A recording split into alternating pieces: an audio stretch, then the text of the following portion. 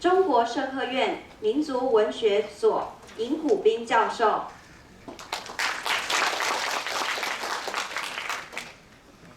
Okay, thank you. I'm the chair of this session. My name is Hu Bin Yin. We will have three speakers in this session. And then we have three commentators. They also have their own 8 minutes to give commentation. Yeah. First of all, we would invite Teri to give us a presentation. Her title is Changing the Story, Women's Participatory Fandom in the Unscripted Taiwanese Opera in the 1950s and the 1960s. 下面请第一位演讲者发言。你可以开始。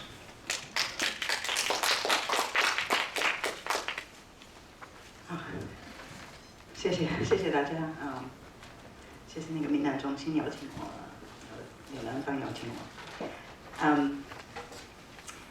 我。Okay, because I didn't find out until recently that we only have 12 minutes and I have a really long paper, so this is going to be improvisation.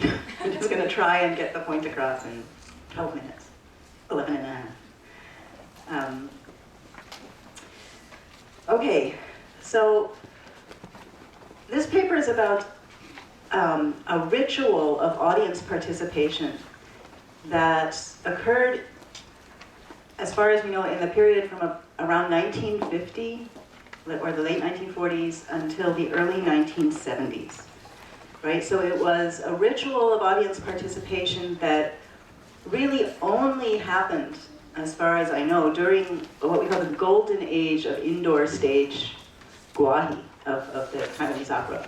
就是内台戏时代才有这个意识。It might have gone back earlier. It might have started in the 20s, but I don't have any evidence for that. I can't find any descriptions of this particular thing that happened frequently that goes back farther than the late 1940s. So what this ritual was, I'm calling it a ritual because it occurred regularly.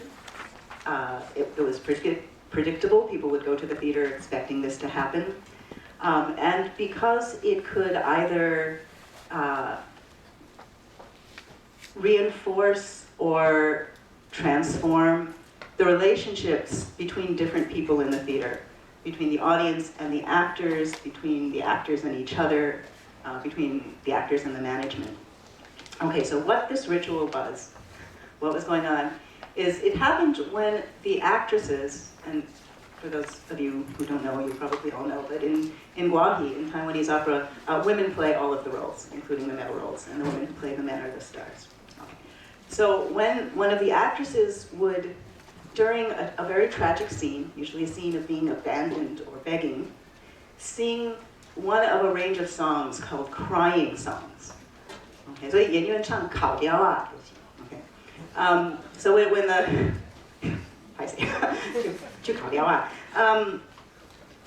the actress would sing this song and would be crying, and the audience would start crying along with her.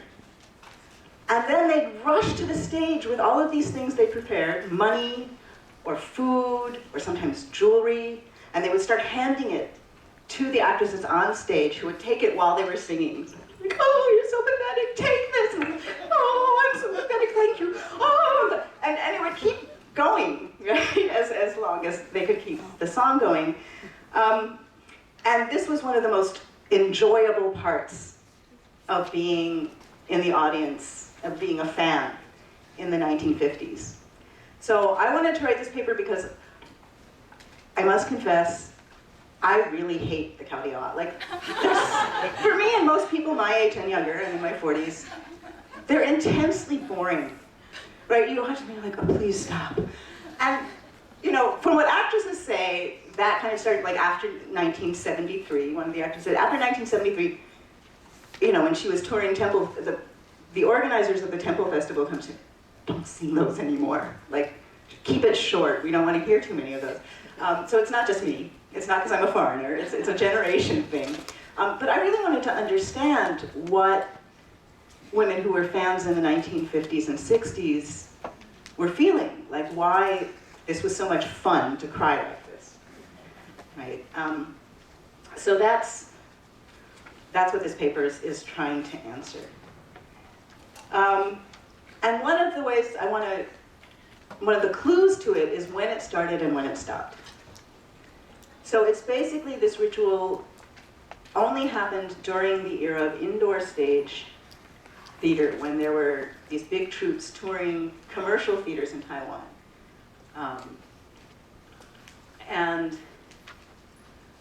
yeah, so before that, we don't really have any evidence for it. And after that, when most of these big troupes disbanded and all of the theaters converted to cinemas or were closed, and all the actresses, most of the actresses either retired or went into the temple festival circuit. On temple festivals, this ritual really kind of faded out. I mean, it still exists a little bit. But the thing is, both before and after, the audience would cry at crying tunes, and people still cry. And fans still give money to the actresses, but they don't happen together. They only happen together as part of like an intervention into the performance during this 20-year period. Right? And after that, they're separate. And before that, they're separate. Okay, so why? And part of what I want to talk about, I want to see if I can put that in relation to the question of improvisation and oral tradition. So I want to use a little bit Henry Jenkins' theory of popular culture in his book Convergence Culture, When Old and New Media Collide. He defines popular culture this way. Popular culture is, quote, what happens as mass culture gets pulled back into folk culture. Okay, so for Jenkins, you have these three things: mass culture, folk culture, popular culture. Okay, so mass culture is purely commercial. It's produced usually often by corporations, like movie studios. Movies are mass culture. It's for sale. Somebody has a copyright, right? It has intellectual property law applies to it. Right? You can identify an author or a group of people, and that might not be the same person as the person who owns the copyright. And I mean, the purpose is to make money. Right? That's mass culture. Folk culture, we've had all of these great descriptions this morning of folk culture. So as Professor Zemke was saying, folk culture is oral tradition, basically. It's when you have no single author. Every part of content, like every story, every character, every image will have hundreds of different versions, and every performance is different, right? So what popular culture is for Henry Jenkins is when people in the audience, usually, when ordinary people take mass culture, things like commercial movies, and bring them into their own lives and treat them as if they were folk culture. Right? So his main example, this paradigmatic example of what popular culture is for Henry Jenkins, is fan culture, especially fan culture in like science fiction, where fans will write their own stories about the characters. Right? They'll draw their own drawings of the characters. They'll sort of recreate the world of the movie in a way they like. Right? And they circulate it among each other. They'll have big meetings. They'll write folk songs about the characters and sing them together. So in Japan and in Taiwan, this is the closest thing to what Henry Jenkins is very related, actually. It's the same thing, basically. It's 同人志. I don't know if we have any fellow 妇女? Okay. Okay, so what I want to do is try and understand the crying songs in the 1950s, which I really don't understand why that's fun, by comparing it to something I do understand that's fun, which is 同人志. And I think they sort of play a very similar role because both are this kind of popular culture in some ways. They're both taking a commercial thing and intervening in it and changing the story to be the way that you want it to be, right? And making it your own, especially for women. Okay. Should you know? Okay. Okay. Okay. So first of all, I just want to get back to the question of why the 1950s to the 1970s, and why, why it would start and end during this period, and why women. Right? It's really only women who do this ritual, and who give the money. So my argument here, which I'm going to try to make really short, is that this is the time where the situation of on-stage and off-stage, of the actresses' lives, and the relationship between the actresses' lives and the world that was going on stage, okay, paralleled the same kind of tensions that were going on stage were going on in the lives of a lot of the women in the audience. So this was like a transitional period for women in general in Taiwan. And this was a period in which the actress in particular was a really good condensed symbol of that situation. And that transition, I'm saying, is from, a situation where women were commodified, were sold as objects, and where kinship and commodity relations were completely intertwined. So this was a period where women were sold, often as children, into other families as daughters-in-law, as servants, as prostitutes, or as actresses. That's a big one. And those sales were at the same time always adoptions. Right? So actresses, they were sold, apprenticed into these troupes in exchange for money. Money would be given to their parents, but they would also start to call the troupe manager mom and dad. Right? Like the troupe manager was suddenly your dad. And by the end of the period, most of those practices of the direct sale of girls were eradicated. Kuomintang finally pushed through those campaigns to eradicate the sale of women, to eradicate trafficking that had been going on for a while, but were not successful really until the early 70s. That's when it really stopped. At the same time, this doesn't mean that women were suddenly no longer oppressed. I think it was a process like proletarianization. It was the same thing. It was from directly your whole self, your body, your whole self is a commodity to you are selling your labor power. Right? So by the end of the period, a lot more women were working. There was much more education, much higher education level among women. Women were working outside the home as factory workers, also in the service sector. The service sector was expanding. So women had to sell their labor power, and a lot of that was in what Arlie Hochschild calls emotional labor. Right? It was performance. So there were a lot of jobs that involved like Kwaiji or Mishu that involved being feminine. Right? It was about how you could make the customers feel, right? Not just about factory work was a little different. So I think this is a transition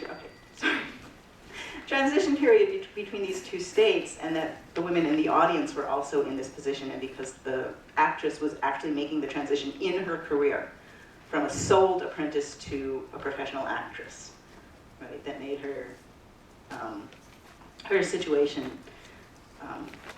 really work, and that the pleasure of giving money was that you would intervene, but it's a very conservative pleasure, I think, because it's the pleasure of making that system ideal, right? So it's not about what would happen if this system where kinship and commodification are really intertwined didn't exist, or if we got outside the system. It's about what would happen if that system worked really, really well, right? If you could step in there and you could create your own families by what Marjorie Wolf calls uterine families, kind of by adopting the position of the patriarch, right? This is so it gave women this chance to be the ideal patriarch who could rescue these people who were marginalized by the system in the way that they had been marginalized. Okay, I'm going to stop. So I just want to show, I have an image. I just want to show you what, this is like a Hurt Comfort fan art. Okay, so this is what Hurt Comfort fan art looks like. It is a little less popular as a genre in Taiwan than it is in America. But basically, what I want to say, the same thing between Tongrenzi and Kaodiawa, is that they're both instances where you kind of, these people are, you're watching these kind of people in pain and misery so that you can have the pleasure of comforting them. right? Like the pain is really for the way the audience or the reader can act the part of the comforter. Okay, I think I'm out of time, right? So, thank you. Thank you. Very interesting topic and perfect presentation. Then next, we would like to have some comments from Professor Yang Fangzhi from Taiwan University.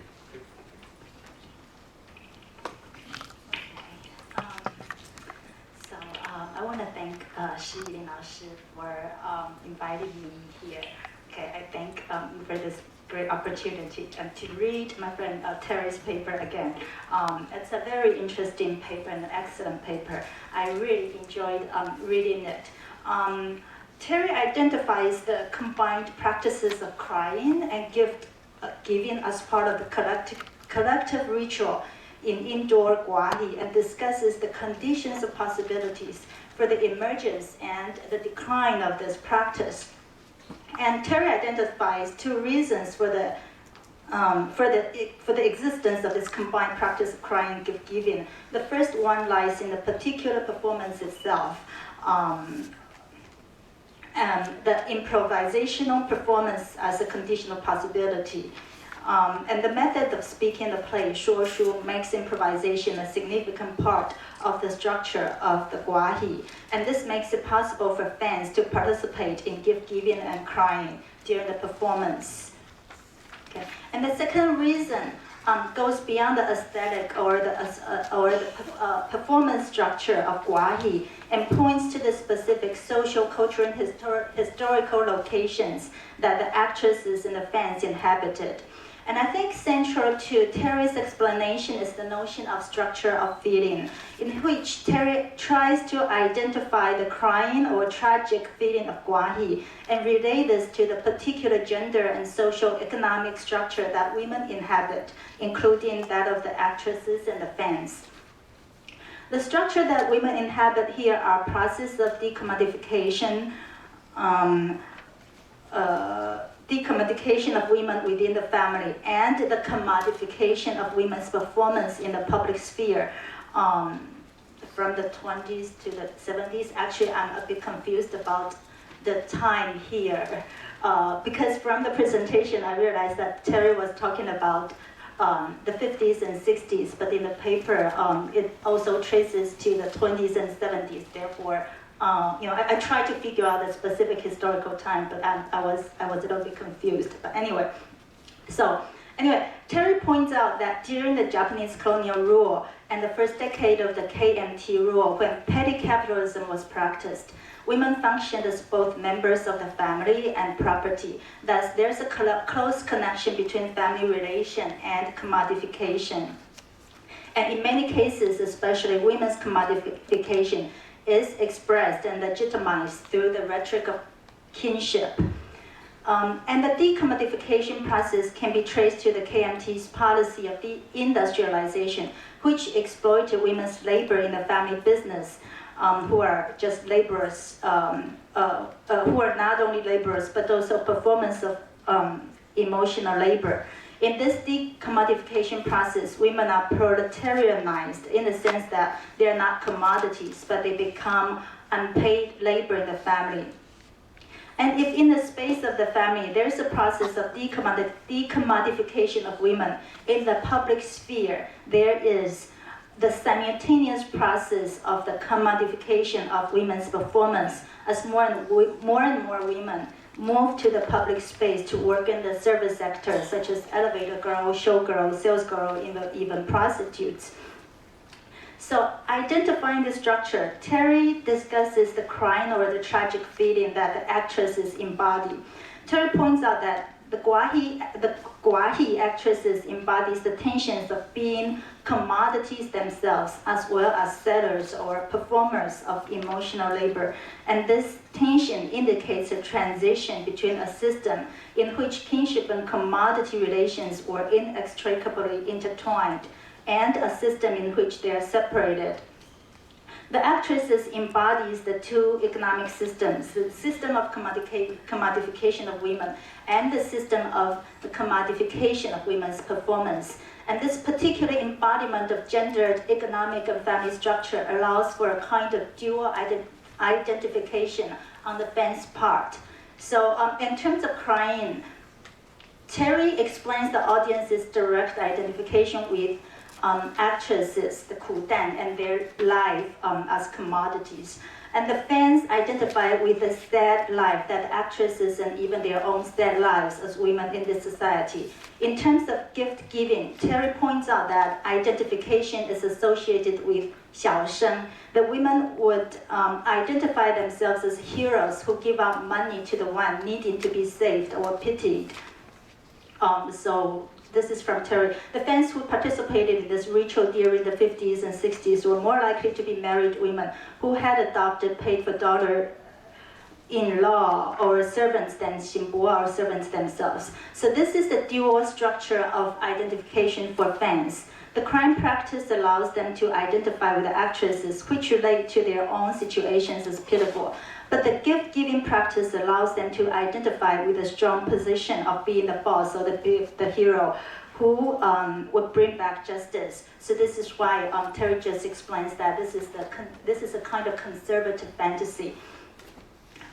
So this is largely Teri's argument, and at the end of the paper, Teri uses the changes in contemporary fan scenes to explain the disappearance of the social structure, hence the disappearance of a particular kind of fan practice and identification. And I think this is an excellent paper. I like it very much, and cannot even come up with suggestions but admiration. But to practice picking bones in this chicken egg, I will raise two issues. First, with regard to the structure of decommodification and commodification of women's performances, I find myself very ambivalent about this. On the one hand, I'm very convinced and think this is a brilliant move. But on the other hand, I'm also a bit uncomfortable about such broad historical generalizations. Especially, I think this is the part where I think I get confused in Teri's writing about the time. Especially the period that Teri identifies covered the abrupt transitional period from Japanese colonialism to wartime to KMT takeover to industrialization. And because of such drastic transitions, gender structures must have changed in order to suit particular period. This is why I'm uncomfortable with this broad generalization. Also, in terms of Teri's description of commodification, I think during Japanese colonial period, commodification of women, such as adoption, 新不爱养女, this is also about making use of women's labor, and that's similar to the decommodification of project, the KMT's decommodification project.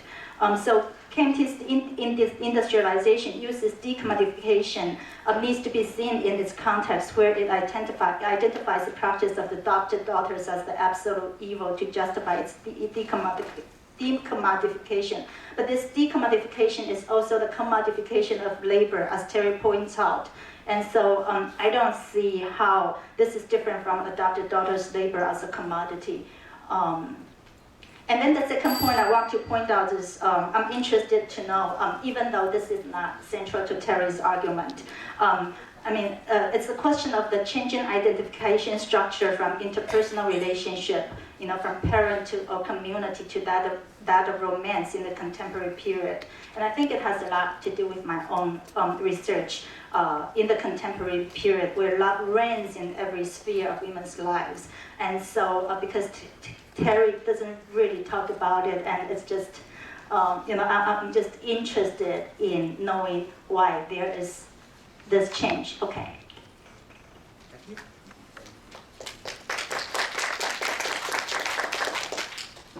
Thank you. Then we would like to have our next speaker, Susan Caesar from Indiana University. He gave us the speech on the topic double-voiced parody. Stewart Huff plays a Bigot. Would you like to begin? I would love to. Do we have sound for the video? Thank you very much to everyone. I'm very happy to be here. It's my first time to Taiwan, and I'm finding it so wonderful. and delicious. Thank you, Dr. Chu. Thank you to my translators and everyone, Teri, for helping me lead the whole panel. Do we have audio? Yes, but the sound is a little bit lower. Can we try it? Can we just hear the audio? That no matter how many hours you devote to thinking about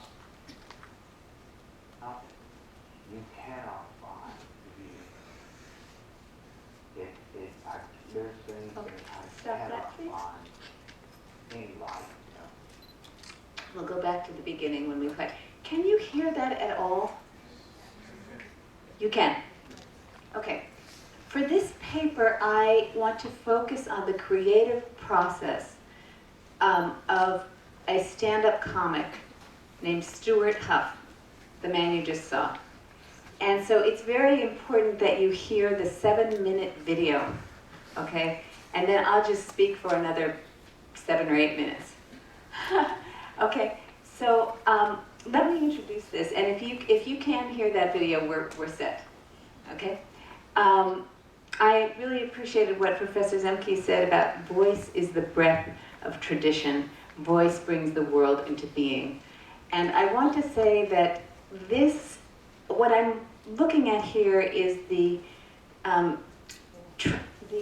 movement in one comic's creative process from experience in everyday life, transforming an experience of horror and hatred into a comedic performance that allows him to feel mastery over the world. Okay, so that's the very short summary of what I would like to demonstrate for you with this video. And I'm just going to take a few pieces from the paper that's in the full paper that is in your handout. What I guess I should tell you what road comics are. I'm an anthropologist, and my own research recently has been to study these stand-up comics who perform in the US on a kind of circuit that includes the Midwest and Southern states and Central states regions of the United States. So not the broadcast media hubs of Los Angeles and New York. These are not the comics that you would see on TV. These are oral performers, and they perform at different clubs, comedy clubs, every week. And they drive themselves to these gigs, and they perform, they try out, they practice new material, they're constantly writing new material. So what I want to look at with this one comic, Stewart, he's very prolific. He's constantly thinking while he drives and trying out every night on a different audience what kind of phrasing, what kind of timing, what kind of gestures will get laughs. But he's quite serious and emotional about the world that he encounters, and he wants to convey a kind of critical understanding of that world, right? And he does want to change people's minds about bigoted people. So bigoted people, I was just saying, a bigot is a person who has a very narrow-minded view of the world and hates people who are not like him. Okay, so Stewart has decided recently in his work to try to take on the difficult people that he meets.